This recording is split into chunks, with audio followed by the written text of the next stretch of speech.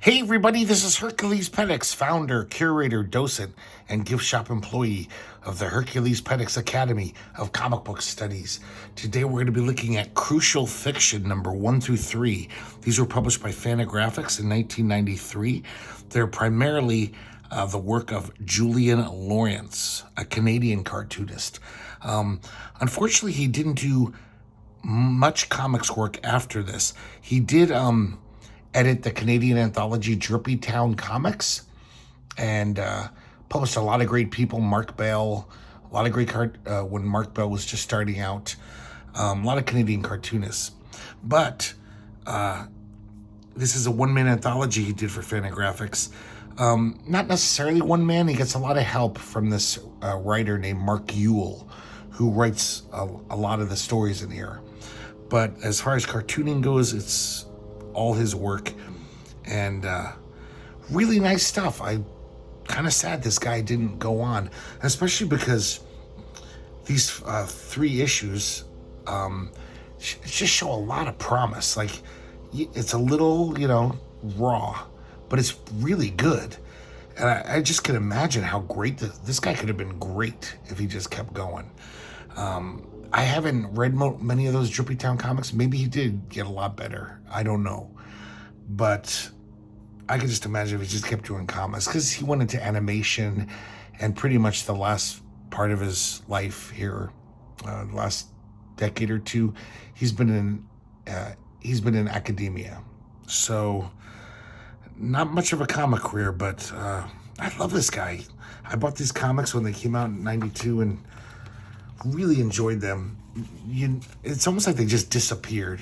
Nobody cared about them. They were instantly in quarter bins. I don't think they sold very well. And but I think they're really good. A lot better than some of the stuff Fantagraphics was publishing at the time. This is way better than Terry Laban or Roberta Gregory. But here we go, number 1. Nice cover. A lot of the comics in here are religious themed. I think Julian Lawrence and Mark Yule are victims of the Catholic Church, as was I. So this first issue is one big story, and it's written by Mark Yule, and all the art's by Julian Lawrence.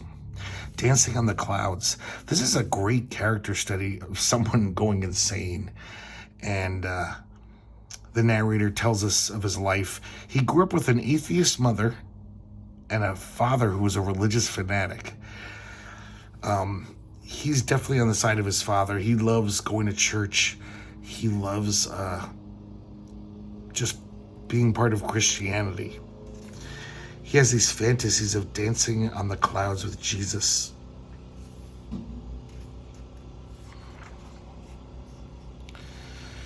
But also, along with the joy he gets from being a Catholic, he also has the bad side. He has these horrible visions of his mother burning in hell, and he pleads with her to come to church with the rest of the family, and she just kind of smiles at him and is like, "Oh, you don't understand." So when he grows older, he goes off to college in the South, and there's his denomination is not in the South, in his area, so he starts going to other churches, and he doesn't like it. He says the priests are loud and they've got wild voices. People, are jumping up in religious frenzy, and he's just wigged out by it all. He's like, this is not Christianity to him. It looks like it's like Southern Pentecostal type, churches. So when he returns home, his family seems really weird to him. Like, he's already kind of going a little schizo. He just notices things about his family he never noticed. They seem depraved, filthy, and dishonest. And only his mother seemed to retain some modicum of decency.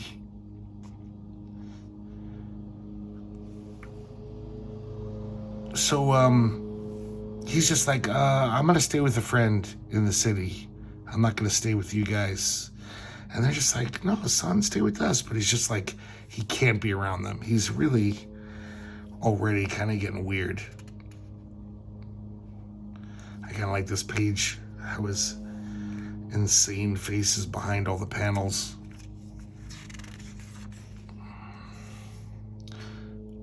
So he goes back to his old church on Sunday with his family. And just like his family, the church seems so different now. It's almost like now all of a sudden he can see the infernal decadence of the Catholic Church. We see a cross here with a $sign on it. Because all the Catholic churches usually have like gold goblets and beautiful stained glass. They're very luxurious. That's not the word I'm looking for. A lot of money goes into them. And it's weird, the priest even seems to be like the Southern priest. He seems loud and wild and yelling.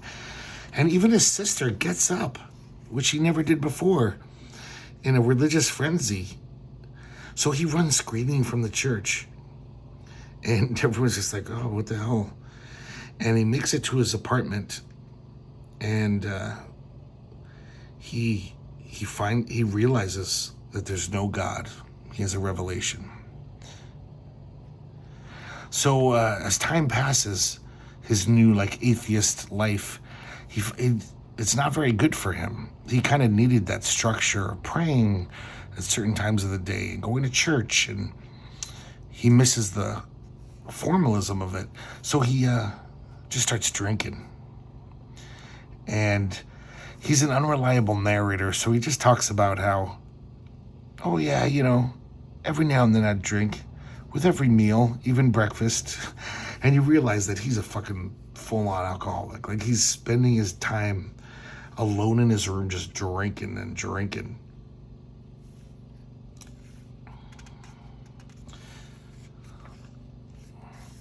So he goes to visit his home. He's pretty fucked up at this point. He's just been drinking, lost in his crazy thoughts, not seeing anyone. And once again, his family just disgust him. And so he starts blaspheming and swearing great oaths just to piss him off. And basically he's angry at them for going along with this great lie, of God.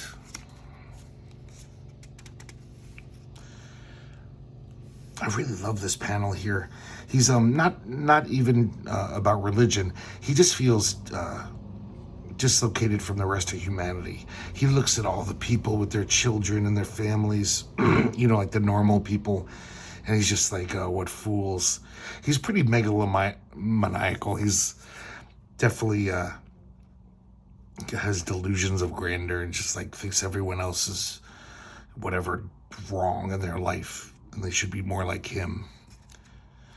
But I love this cartooning, all these various almost full-on styles of drawing people, but just everyone is just totally unique.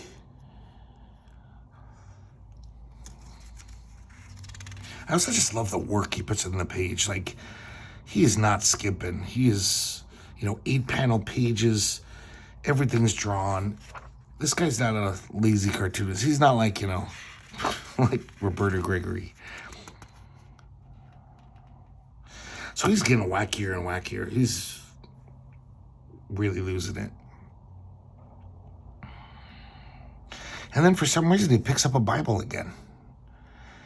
And it's weird. It's like he's kind of an atheist where he's reading the Bible and he's perceiving all of the problems with the inconsistencies of the Bible. He's doubting the authenticity of the book. But he's also saying yeah, well, if God wrote this book, he wouldn't write it this way. Something's off here. So he's torn between atheism and being a total religious fanatic. There's a great montage here of his just scenes from the Bible, but through his whatever frenzied mind, fevered mind.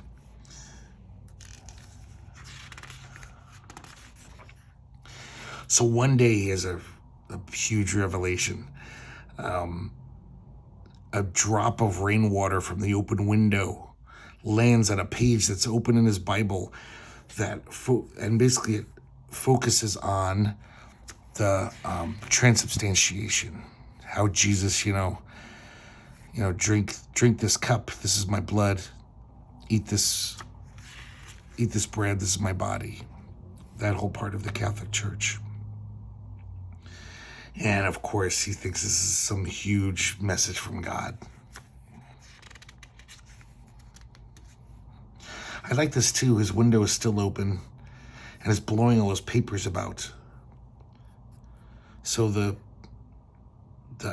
captions look like, they're being blown around by the wind. That's a nice little touch.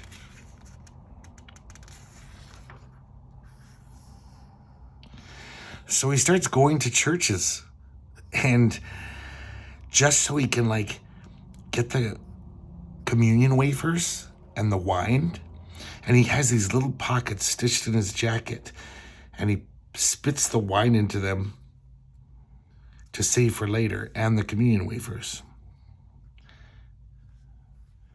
And we'll see what his big project is, why he's doing this.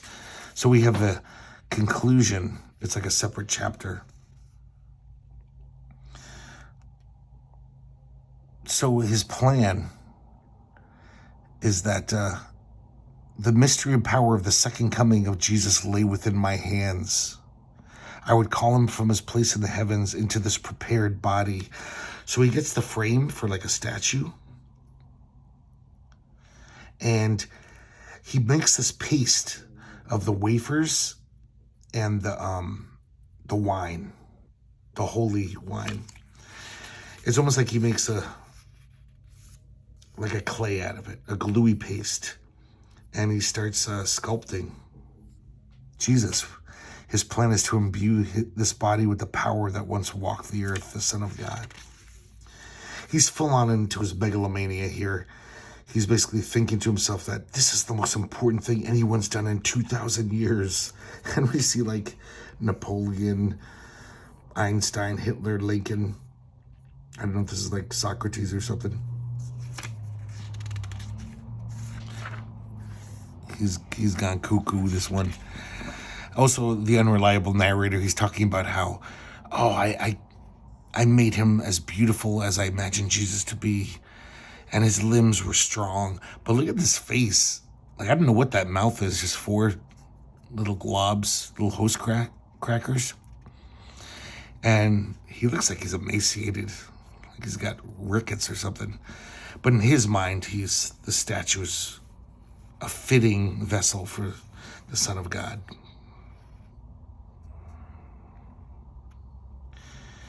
And he's not eating.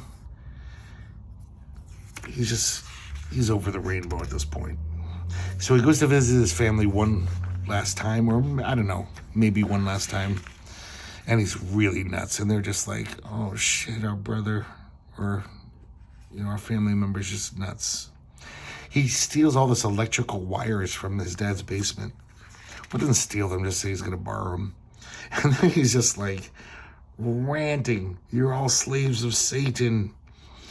I shall be dancing on the clouds with Jesus Christ tomorrow. Some really good drawing there. And he runs off like a loon, laughing with joy, because tomorrow's going to be his big day. So he goes back to his apartment. He puts headphones on the statue to so all the information of the world can enter his head. And then he attaches the electrical wires to all of the sockets in his apartment. And it corresponds to the wounds of Christ on the cross. He sticks it into the little thing in his chest, his hands, and his feet. And then right when he's about to pull the switch, a knock on the door. It is his father with some cops. The father's so worried about his son. And they're going to barge in. So he runs over and flicks the switch.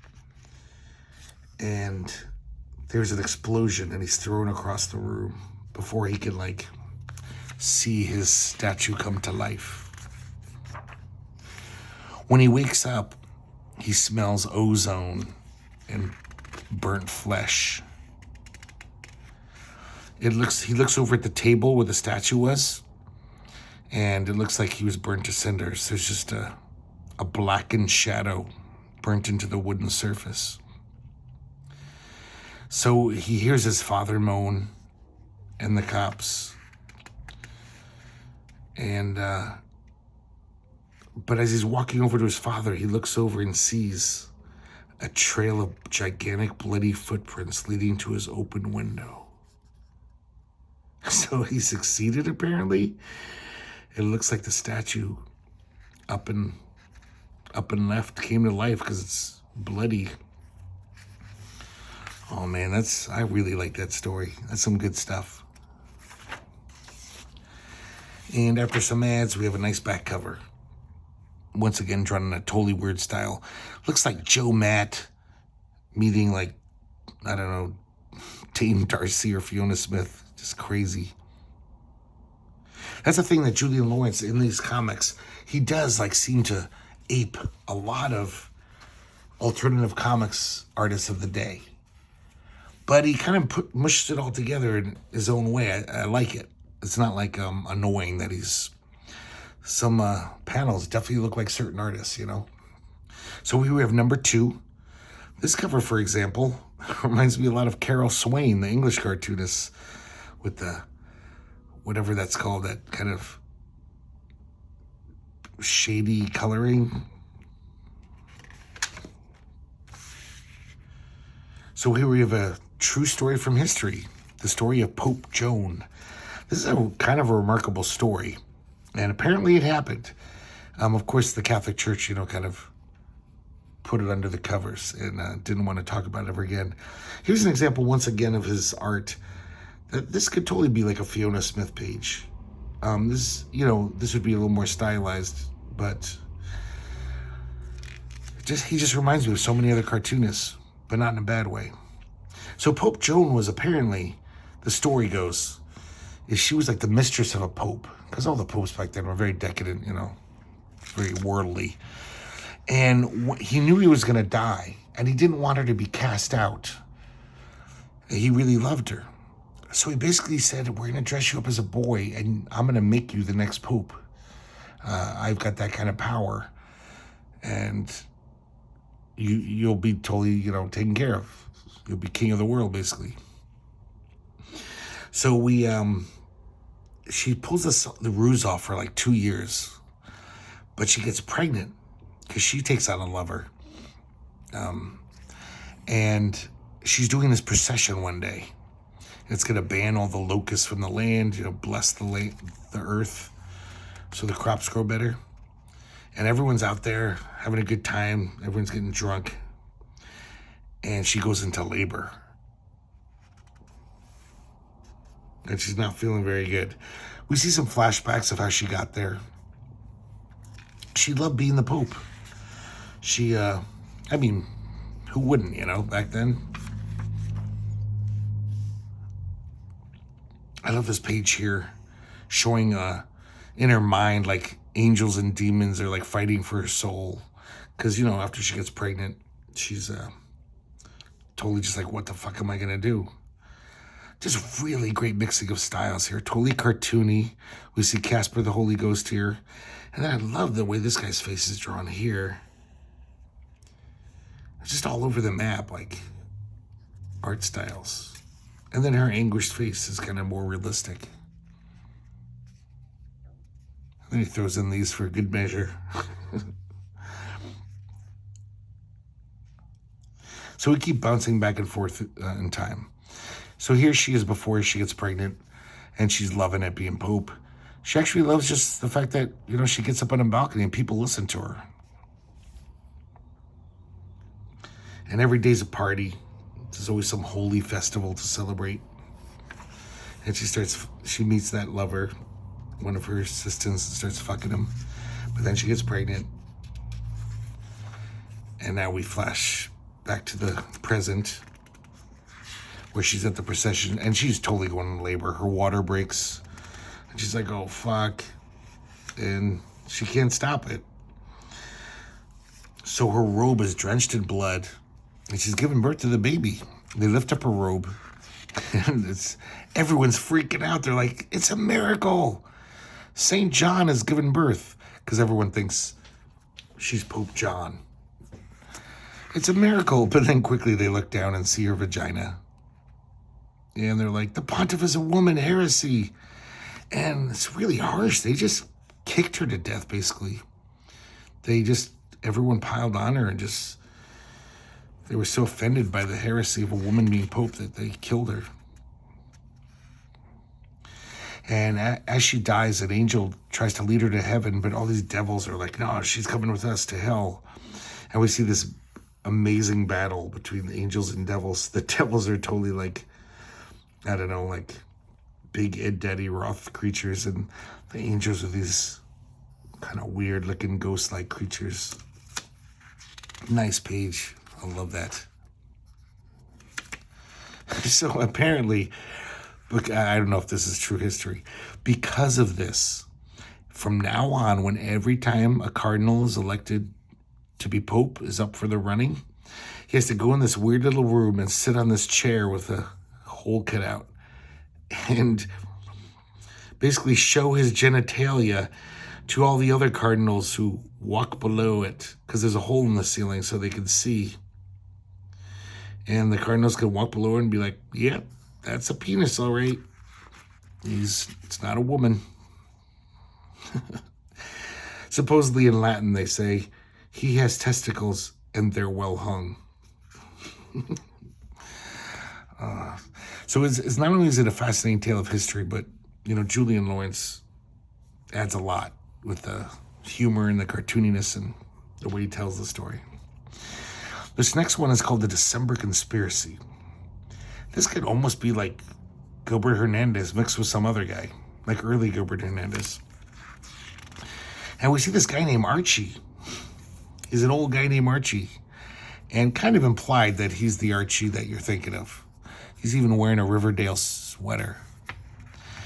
And he's in charge of this conspiracy. He's got a bunch of like fellow loser weirdos to join in with him. He's their leader. It looks like a young Peter Parker's there. It's drawn by Ditko. And this guy's just batshit. He's just like, we have to, get revenge on the world that has wronged us. And he's like, okay, what have you guys done for the cause? And this woman gets up, and it's just all this mundane shit like, I'm sorry. He says, what are your orders? This is what she's about to do. He says, for the remainder of the month, I will drive very slowly in rush hour traffic. I will not signal when changing lanes and honk at all cyclists and pedestrians. I will double park as much as I can. He's like, very good, Adela.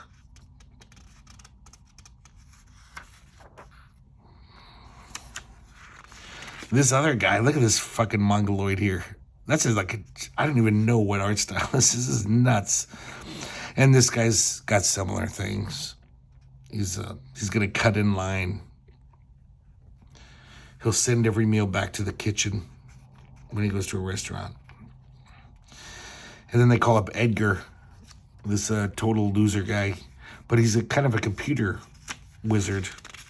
So he's doing all these, he's going to spread their reach into the cyber realm. I like that. Nice cartooning.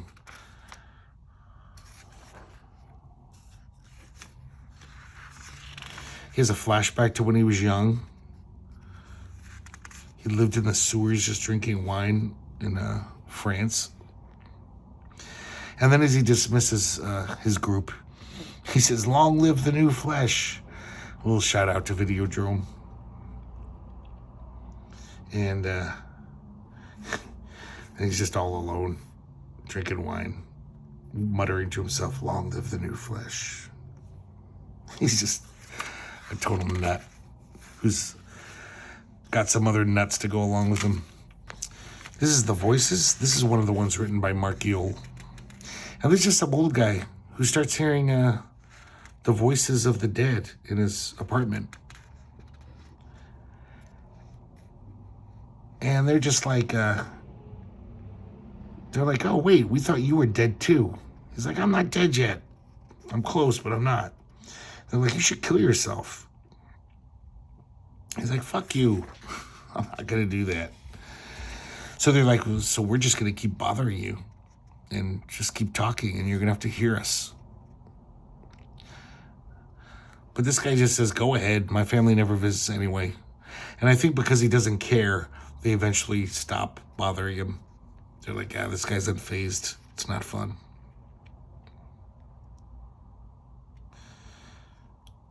And this is totally different cartooning than the other comics. I really like it. Here we have a little one-pager where the patients at the Institute for Headless Bodies are taking a field trip, once again, to the Clinic for Bodiless Heads.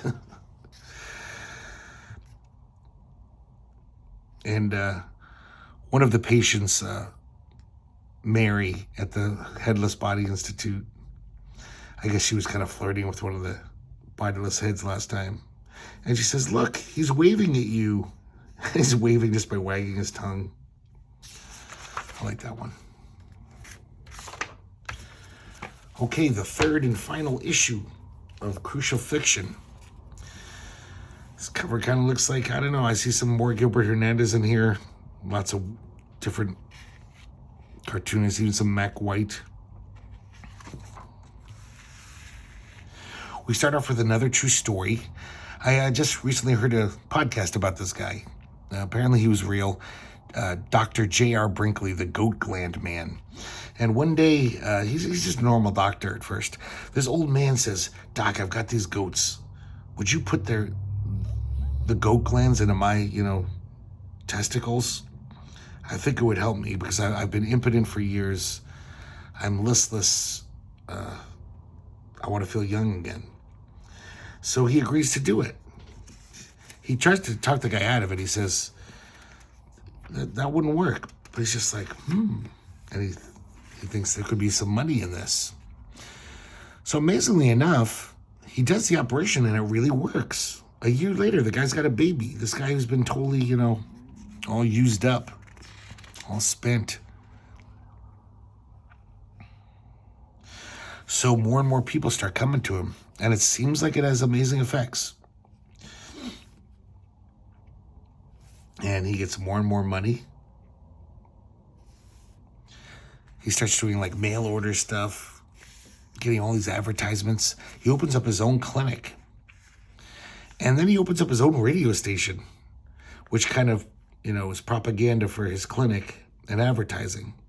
But it also just has general entertainment on it. It becomes a very popular radio station.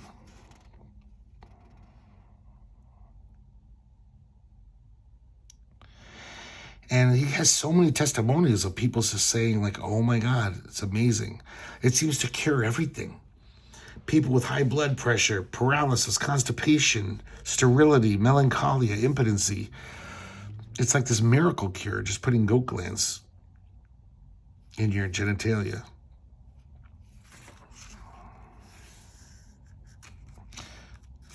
We see a bunch of people's testimonials. He illustrates the stories of these people who've had amazing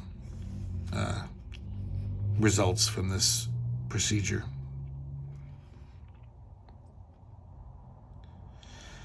I think just all over the place with the cartooning. Look at these. These are these rich oil Texas guys. Just totally drawn in a weird little style. But it's really good. So, excuse me. As you can imagine, pretty soon doctors start coming out and saying, like, this is bullshit. This guy's a charlatan. And the weird thing is like, the way the story is presented, probably all those testimonials of those people, probably things he made up.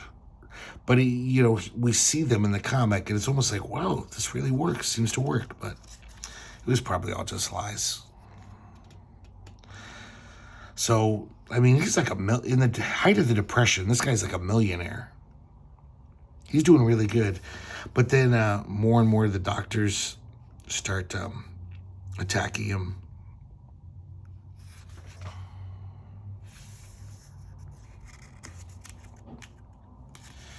And I think he loses his license.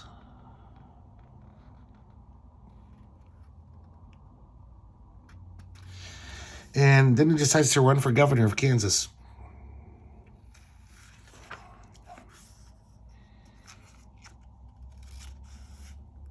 And he doesn't win. So once again, look at this guy's face. The way that's drawn, that's great cartooning. I love that. But he's drawn all like this, almost like the Pep Boys or, you know, some iconic advertising face.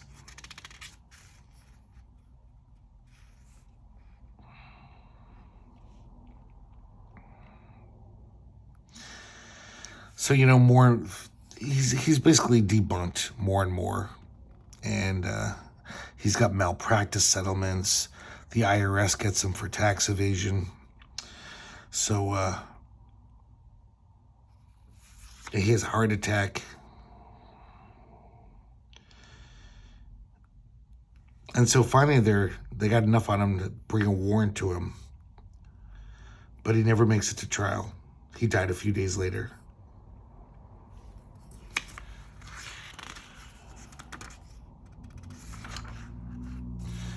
We have the letter page, the mailbag. It was his testicle mailbag.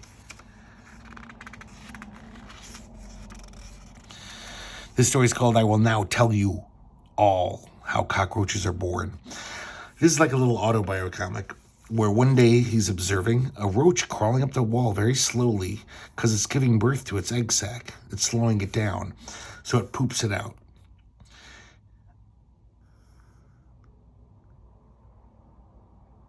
And then somehow, though, he's it's like a week later, he's, you know, fooling around with his boombox.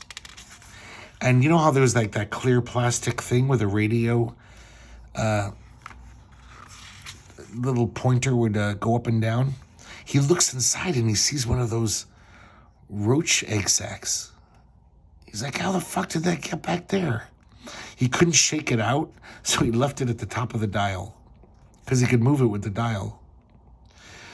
So about 2 nights later, he looks in the boombox, and there's like dozens of little roaches running around in his boombox.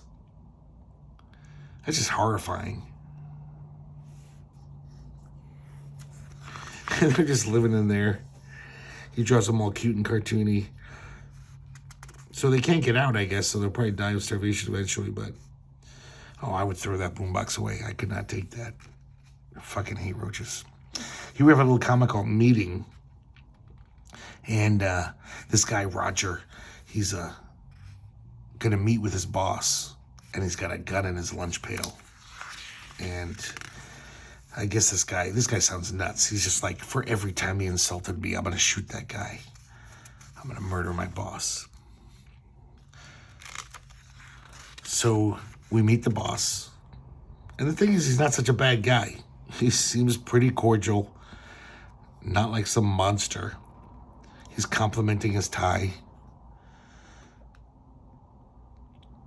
And Roger starts ranting away at him.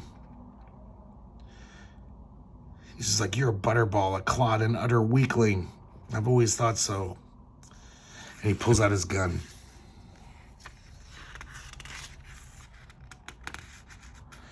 And Roger tells him, like, just all of your humiliations, all of your insults, I'm gonna kill you right now. I'm gonna shoot you 48 times because I've counted every insult. And so you hear this big bang, and the guy's like, huh. But he's just like, wait, I'm fine. The boss. And Roger is just yelling bang, bang, bang, pretending to shoot him. And the boss is like, stop, you fucking nut. What are you doing? And then Roger puts aims the gun in his mouth, puts the gun in his mouth and blows his brains out. For reals. And the boss says that pistol didn't make any noise. And Roger's still able to speak. He says it's one of those new Peruvian babies. Strange, yes, but quiet. He says, is there anything else, Roger? Yeah, there was the matter of your punishment. And the boss says, listen, I'm a little pressed for time. Come back tomorrow morning. And Roger finally gives up the ghost and just slumps to the ground, dead. And then the boss just nonchalantly opens the the canister of coffee that Roger brought and happily drinks it. He's got a smile on his face. He's like, that's good coffee. And there's Roger just bleeding out to death. This one is the story by Mark Ewell. I like these crazy little stories. So that's number 3. And it's cartooning. Like I said before, I see Joe Sacco in here. I see Pat Moriarty in here. There's just so many styles that are kind of blended together, but nothing egregious enough where I'm like, oh, he's just ripping that artist off. It's just like, I guess he was reading alternative comics in the 90s and liked them and was inspired. So, yeah, it couldn't help but come out in his work. So, like I said, these shouldn't be too hard to find. Nobody liked these comics. So I hope you find them. I think they're great indie comics from the 90s. A lot better than some of the ones that had more acclaim. I mean, this is way better than Strangers in Paradise, for example, which people seem to love. So buy it, read it, love it, and I hope you can find them. So thanks for joining us, and I hope to see you here next time at the Herculespetix Academy of Comic Book Studies.